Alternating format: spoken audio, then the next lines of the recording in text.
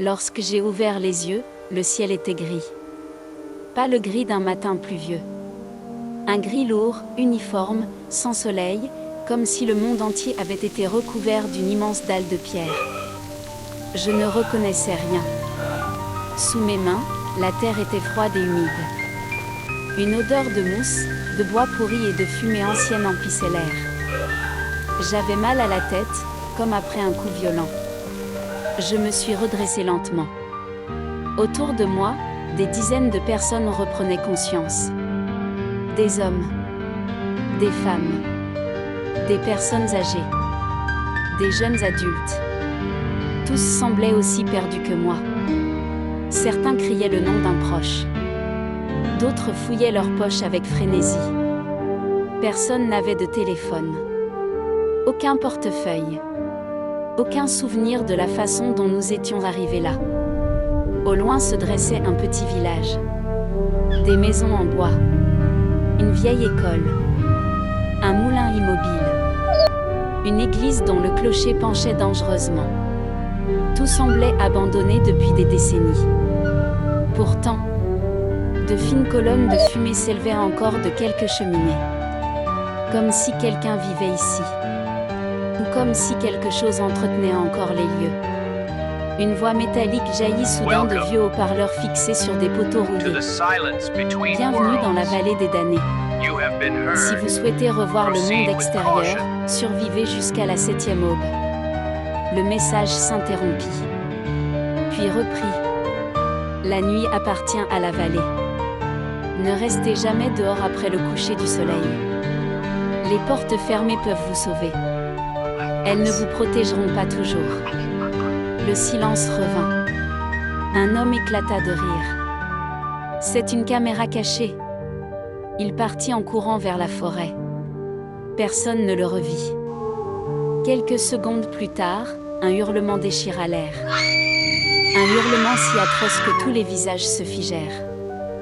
Puis plus rien. Même les oiseaux avaient cessé de chanter. Nous nous sommes regardés sans dire un mot. La peur venait de remplacer l'incompréhension. Nous avons avancé jusqu'au village. Les maisons étaient modestes. Les planchers grinçaient. Les fenêtres étaient couvertes de poussière. Dans certaines cuisines, des assiettes étaient encore posées sur les tables. Comme si les habitants avaient disparu en plein repas. Je pénétrai dans une petite maison au toit de tôle. À l'intérieur, je trouvai une lampe à pétrole, une couverture, quelques conserves et un vieux carnet. Sur la première page, une phrase était écrite d'une main tremblante. Ne les regarde jamais lorsqu'ils sourient. Je refermai le carnet. Une sensation glaciale parcourut mon dos. Le soleil descendait déjà c'est derrière impossible. les collines. Qu'est-ce que ça veut Bien dire? trop vite. Comme si le temps s'écoulait autrement ici. Les autres barricadaient les portes. Certains priaient. D'autres pleuraient en silence. Puis, la première nuit commença. Les ombres entre les maisons s'allongèrent jusqu'à se rejoindre. Le vent disparut. Plus un bruit. Puis, des pas. Lents. Traînants. Ils venaient de la rue principale. Je soufflai la lampe. À travers une fente des volets, j'aperçus une silhouette. Très grande. Trop grande. Elle avançait lentement. Sa tête oscillait doucement. Puis elle s'arrêta devant ma maison. Je cessai de respirer. Un sourire immense apparut sur son visage. Un sourire impossible. Beaucoup trop large. La créature resta immobile. Comme si elle savait que je l'observais. Puis, dans un murmure à peine audible, elle prononça mon prénom. Je n'avais pourtant jamais dit mon nom à personne depuis mon réveil. No. À cet instant, You know je my compris une name? chose. La vallée nous connaissait déjà. Et la première nuit ne faisait que commencer. Je ne sais pas combien de temps cette chose est restée devant ma maison. Une minute. Une heure. Peut-être toute la nuit. Je n'osais plus respirer. Mon regard restait fixé sur la fente entre les deux volets. Dehors, La silhouette ne bougeait presque pas. Elle inclinait parfois légèrement la tête, comme si elle attendait que je fasse le moindre bruit. Puis, elle se mit à sourire davantage. Un sourire qui semblait impossible sur un visage humain. Et, dans un souffle presque inaudible, elle murmura de nouveau mon prénom. Je reculai d'un pas. Le plancher grinça. Le sourire disparut aussitôt. La silhouette leva lentement la tête vers la fenêtre. Je me plaquai contre le mur. Mon cœur battait si fort que j'étais persuadée qu'elle pouvait l'entendre. Un silence interminable suivit. Puis, 3 coups résonnèrent contre la porte. Lent, régulier. Astérisque toc, astérisque. Astérisque toc, astérisque. Astérisque toc, astérisque. Personne n'osa ouvrir. Quelques secondes plus tard, les pas s'éloignèrent. Très lentement. J'attendis encore jusqu'à ce que le premier rayon gris de l'aube traverse les rideaux. Ce n'est qu'alors que j'osai sortir. La rue semblait vide. Pourtant, quelque chose avait changé. Devant chaque maison, de longues traces étaient dessinées dans la poussière, comme si plusieurs silhouettes avaient marché toute la nuit sans jamais quitter les habitations des yeux. Les autres survivants sortirent à leur tour. Leurs visages étaient pâles. Tous racontaient la même histoire. Quelqu'un avait marché devant leur porte. Quelqu'un avait murmuré leur prénom. Sans exception. Au centre du village, nous nous sommes rassemblés. Nous étions moins nombreux. 3 personnes avaient disparu pendant la nuit. Leur maison était ouverte. Leurs affaires étaient encore là. Aucune trace de lutte. Seulement un étrange symbole gravé sur le bois de leur porte. Un cercle traversé par 3 lignes noires. Personne ne connaissait sa signification. Alors que nous examinions les maisons, un grésillement retentit. Les vieux haut-parleurs reprirent vie. Première nuit terminée. La voix marqua une longue pause. Vous avez survécu, parce que la vallée vous observait. Un frisson parcourut le groupe. Puis la voix continua. Écoutez attentivement les règles. Elles sont votre seule chance. Le silence se fit immédiatement. Première règle, lorsque les cloches sonnent, ne regardez jamais vers l'église. Quelques survivants échangèrent des regards inquiets. Deuxième règle, si vous entendez quelqu'un appeler à l'aide après le coucher du soleil, ne répondez jamais. Personne ne parlait plus. Troisième règle, certaines maisons changent de place pendant la nuit. Si votre porte ne donne plus sur la même rue au matin, quittez immédiatement cette maison. Un homme éclata de rire. C'est ridicule. Avant qu'il puisse finir sa phrase, un grondement sourd résonna sous nos pieds. Comme si quelque chose se déplaçait profondément sous le village. Le rire s'éteignit aussitôt. La voix reprit. Dernière règle. N'entrez jamais dans le moulin après le coucher du soleil. Puis les haut-parleurs s'éteignirent. Personne ne bougea pendant plusieurs secondes. Finalement, nous avons décidé d'explorer le village ensemble. L'épicerie contenait encore quelques sacs de farine, des bocaux et plusieurs bouteilles d'eau. L'école semblait abandonnée depuis des années.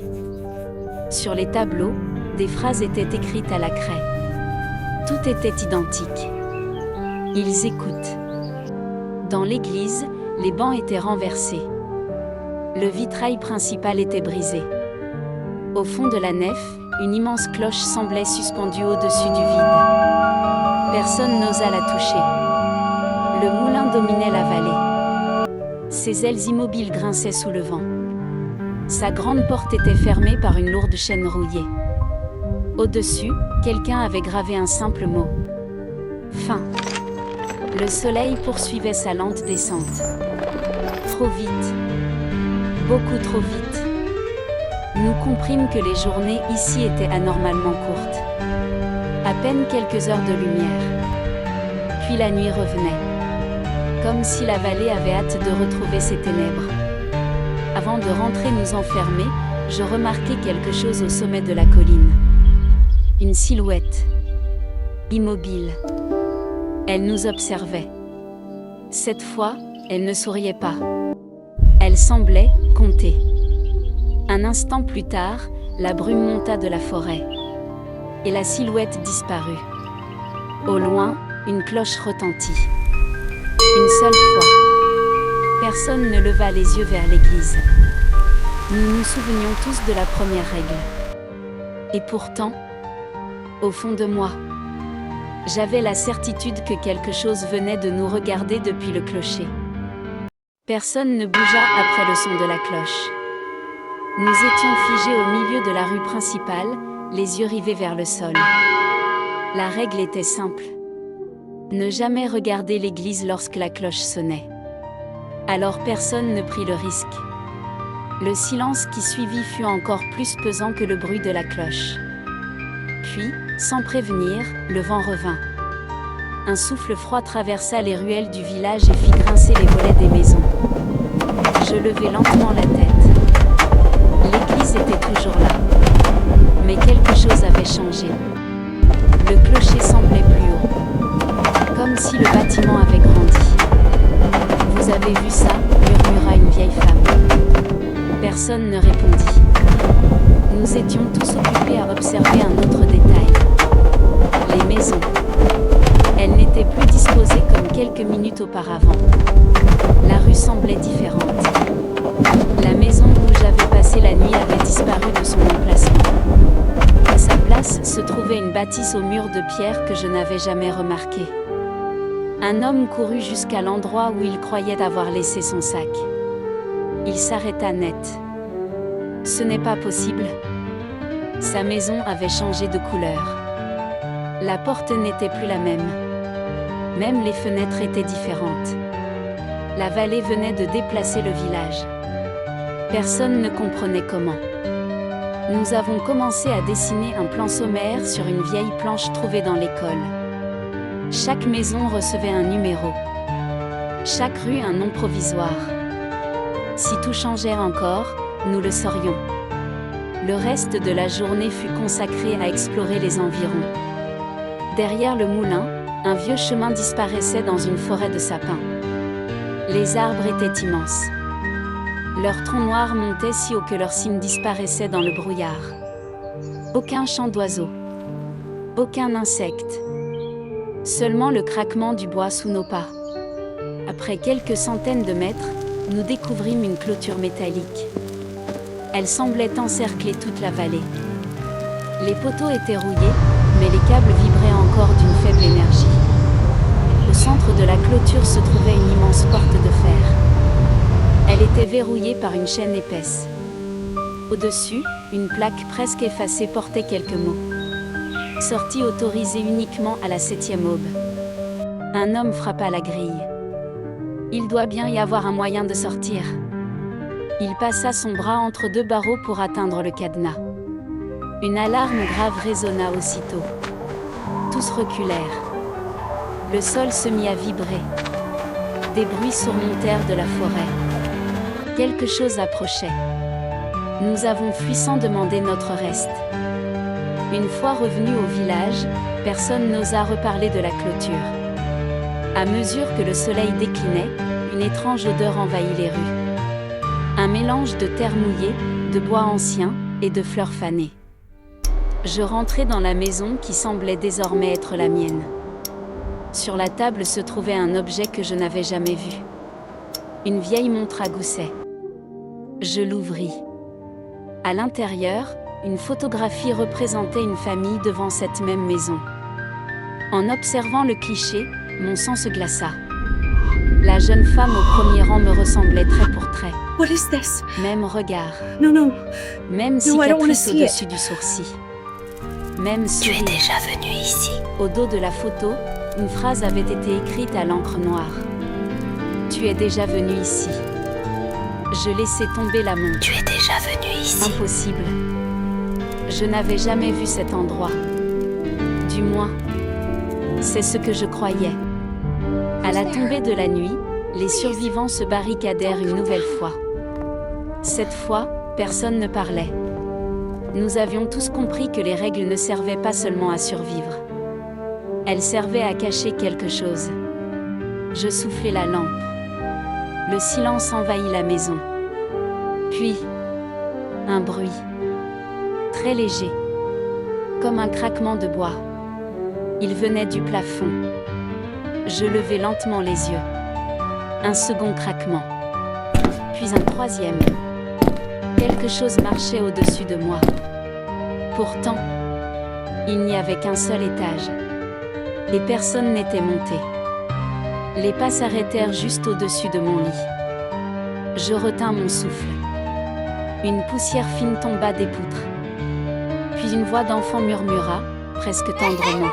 « Cette maison respire, alors ne t'endors pas. » Je restai immobile jusqu'au lever du jour.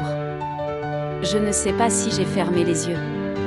Mais une chose est certaine. À partir de cette nuit-là, je n'ai plus jamais considéré les maisons comme des refuges. Je n'avais pas fermé l'œil. Lorsque la première lueur grise traversa les rideaux, les craquements cessèrent. Le silence revint d'un seul coup.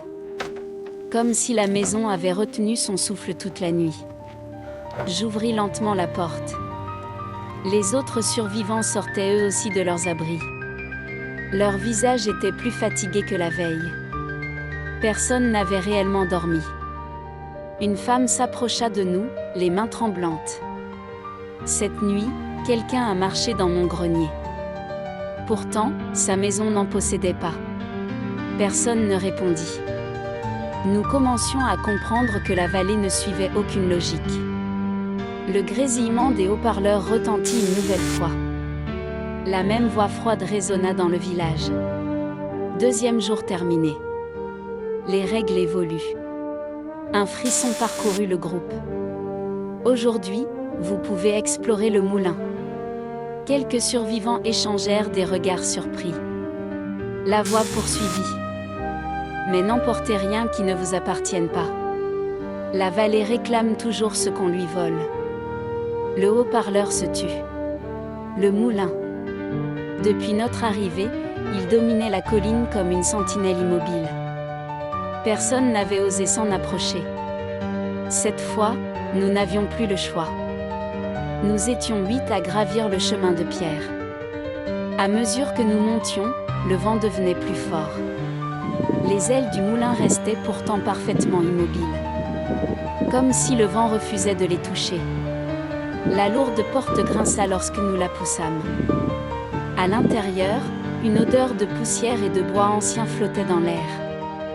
La lumière filtrait à travers les planches disjointes. Au centre de la pièce se dressait une immense roue de pierre, recouverte d'une fine couche de farine blanche.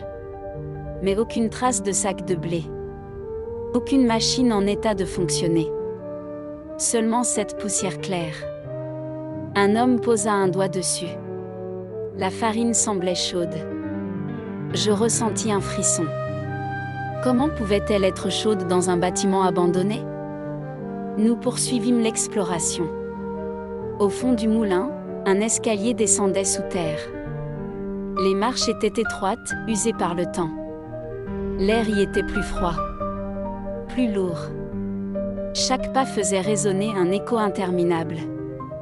La cave ressemblait à une ancienne réserve. Des étagères remplies de bocaux vides. Des outils rouillés. Et, contre un mur, une pile de carnets reliés de cuir. Je soufflai la poussière. Sur la couverture du premier carnet était gravé un simple numéro. Astérisque astérisque 07 astérisque astérisque. J'ouvris la première page. Si quelqu'un lit ces lignes, cela signifie que nous avons échoué. La vallée ne tue pas immédiatement. Elle vous apprend d'abord à avoir peur de tout, même de votre propre mémoire. Personne ne parlait. Je continuais à lire. Le village change parce qu'il se souvient de ceux qui l'ont traversé. Chaque maison conserve un fragment de leur vie. Plus vous restez ici, plus la vallée essaiera de vous convaincre que vous lui appartenez déjà. Un souffle glacé parcourut la cave. Les pages du carnet se tournèrent toutes seules. La dernière portait une phrase écrite d'une écriture tremblante. Ne laissez jamais le moulin entendre votre vrai nom. Au même instant, un craquement résonna au-dessus de nos têtes.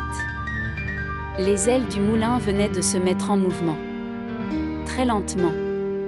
Une rotation. Puis une deuxième. Le bruit du bois grinçant envahit tout le bâtiment. Un des survivants leva sa lampe. Nous devons sortir. Nous remontâmes les escaliers en hâte.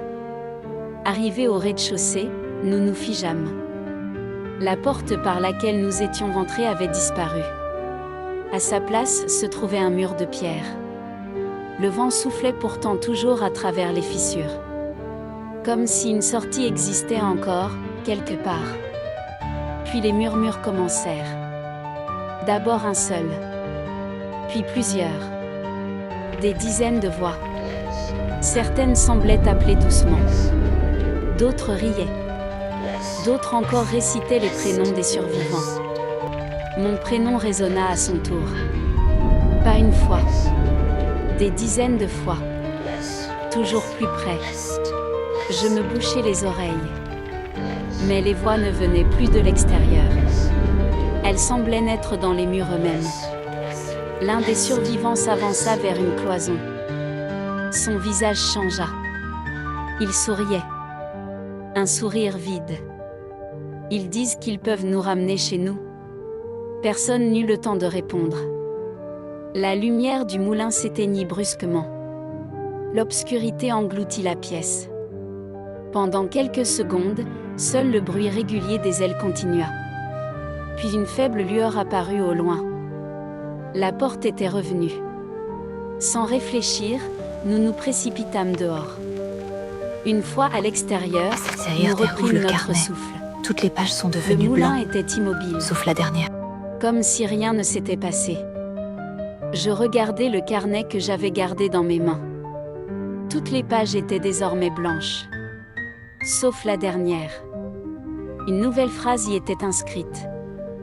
Je jurerais qu'elle n'y était pas quelques minutes plus tôt. Vous êtes les 8e à croire que vous pouvez comprendre la vallée. Vous êtes les premiers à être observés par elle. Je relevai lentement les yeux. Au sommet de la colline, au-delà du moulin, des dizaines de silhouettes immobiles nous regardaient en silence. Et aucune d'entre elles ne semblait humaine. Les silhouettes ne bougèrent pas. Alignées sur la crête de la colline, elles demeuraient immobiles, noyées dans le brouillard. Je clignai des yeux. Lorsque je relevai la tête une seconde plus tard, elles avaient disparu. Personne n'osa prononcer un mot. Nous redescendîmes vers le village sans nous retourner. Le carnet était toujours dans ma main. Je l'ouvris de nouveau. La phrase inscrite sur la dernière page avait changé. Vous avez entendu les What is murmures. happening? These Bientôt, words, vous they're entendrez moving. les oublier.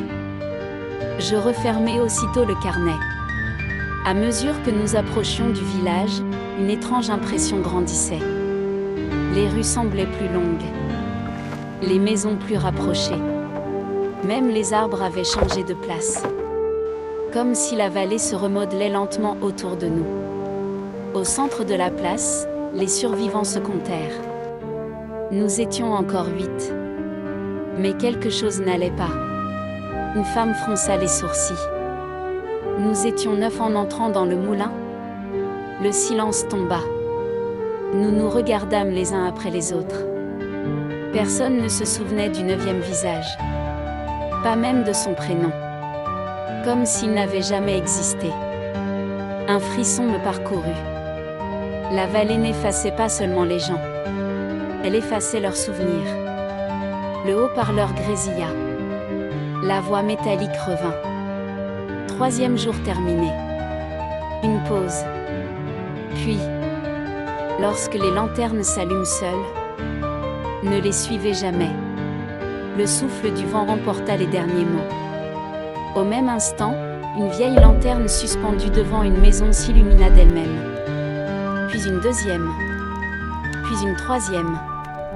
En quelques secondes, toute la rue fut éclairée d'une lumière jaune vacillante. Pourtant, Personne ne les avait allumées. Les flammes semblaient immobiles. Aucune ne vacillait sous le vent. Nous restâmes à distance. La règle était claire. Ne jamais les suivre. La nuit tomba plus vite que les précédentes. Les premières étoiles étaient invisibles derrière les nuages. Je m'enfermai dans ma maison. Le carnet reposait désormais sur la table. Je tentais de dormir. Impossible. Vers minuit, une lumière traversa les interstices des volets. Je regardai discrètement. Une lanterne avançait dans la rue. Toute seule. Elle flottait à quelques centimètres du sol.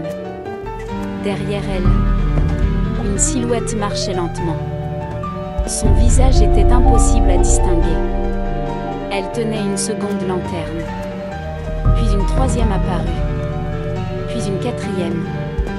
Une procession silencieuse traversait le village.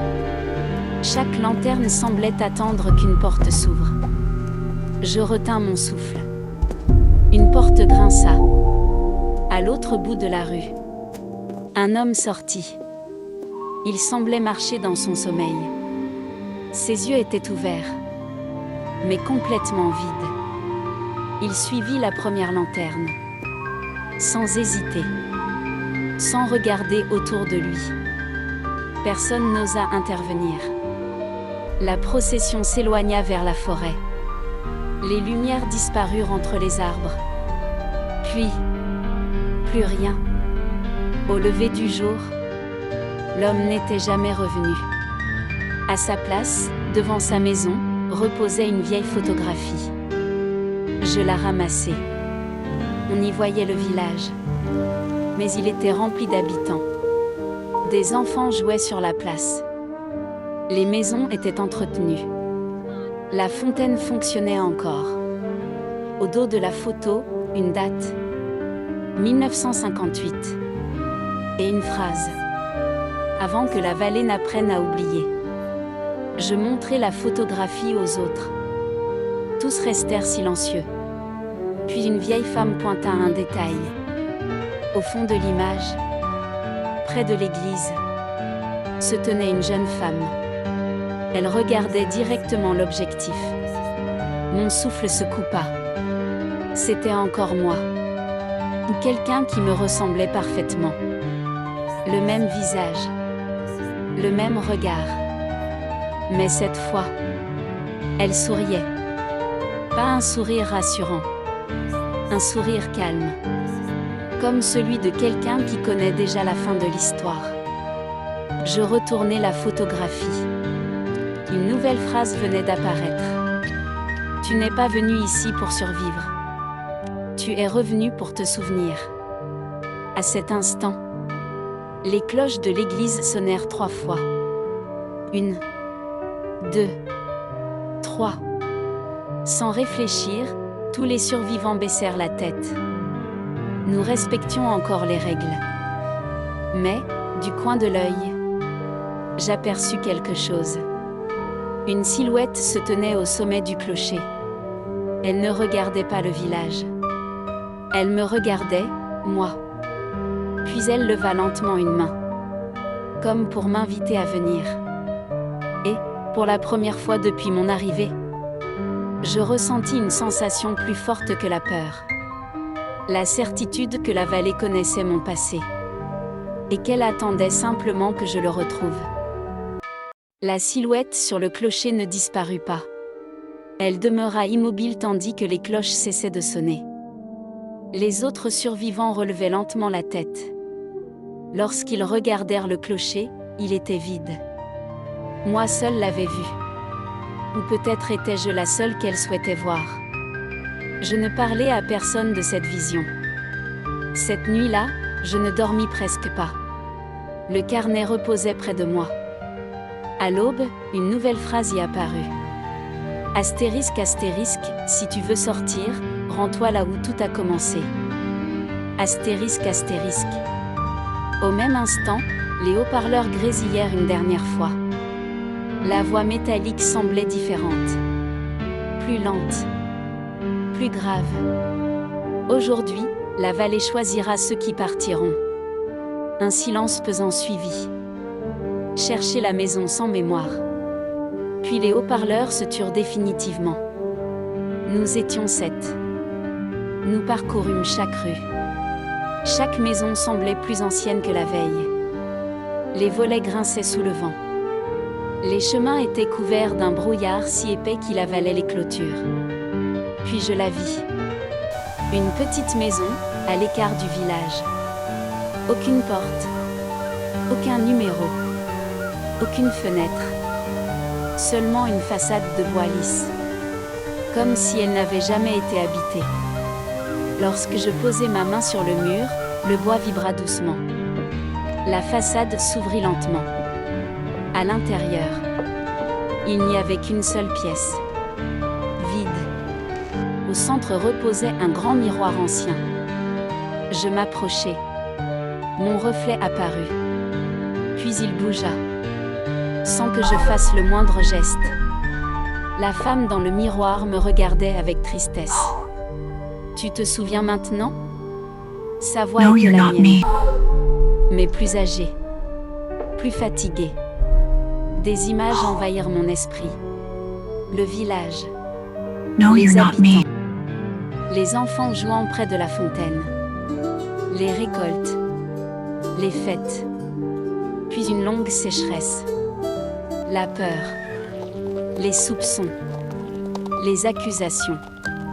Un soir, les habitants avaient enfermé une inconnue dans le moulin. Ils étaient persuadés qu'elle portait malheur. Ils l'avaient abandonnée. Personne n'était revenu la libérer. La femme était morte seule. Ces derniers mots avaient traversé la vallée comme une malédiction. À partir de ce jour, le village s'était lentement vidé. Les générations suivantes avaient oublié son histoire. Mais pas la vallée. Le reflet reprit la parole. Chaque génération envoie de nouveaux étrangers. Pas pour les punir. Pour trouver quelqu'un capable de briser le cycle. Je reculai. Pourquoi moi? Le reflet sourit doucement. Parce que tu es la première à avoir cherché la vérité avant de chercher la sortie. Le miroir se fissura. Une lumière blanche envahit la pièce. Lorsque je rouvris les yeux, j'étais de nouveau sur la place du village. Les 6 autres survivants étaient là. Le brouillard disparaissait. Pour la première fois, le soleil perçait les nuages.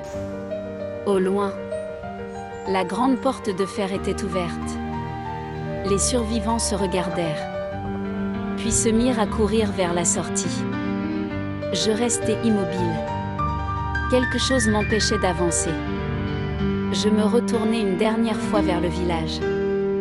Les maisons semblaient moins sombres. Les fenêtres étaient ouvertes. Le vent faisait danser les rideaux. Comme si des habitants invisibles reprenaient enfin possession des lieux. La silhouette apparut une dernière fois près de l'église. Elle n'était plus menaçante. Elle inclina simplement la tête. Puis elle disparut. Je pris une profonde inspiration. Et je franchis la grande porte. Une lumière éclatante m'aveugla. Je me réveillai allongé au bord d'une route. Les secours me trouvèrent quelques minutes plus tard. Ils affirmèrent que j'étais seule. Ils ne retrouvèrent jamais les 6 autres survivants. Personne ne connaissait l'existence d'une vallée dans cette région. Les cartes n'indiquaient qu'une immense forêt. Les semaines passèrent. J'essayais de reprendre une vie normale. Pourtant, chaque nuit, je rêvais du moulin, des maisons, des lanternes et des cloches. Un matin, en ouvrant ma boîte aux lettres, je découvris une enveloppe sans expéditeur. À l'intérieur se trouvait une vieille photographie. Le village, sous un ciel gris. Au dos, une phrase écrite à l'encre noire. Astérisque astérisque, merci d'avoir ouvert la porte, astérisque astérisque. Astérisque astérisque, la vallée attend désormais les suivants. Astérisque astérisque. Je laissai tomber la photographie. En relevant les yeux vers la rue. Pendant une fraction de seconde, Je crus apercevoir, au bout du trottoir, une silhouette immobile. Elle semblait me regarder. Puis un passant passa devant elle. Quand il s'écarta, il n'y avait plus personne. Depuis ce jour, chaque fois que j'entends une cloche sonner au loin, je baisse instinctivement les yeux. Parce qu'une partie de moi sait que certaines vallées ne disparaissent jamais. Elles attendent seulement que quelqu'un retrouve le chemin.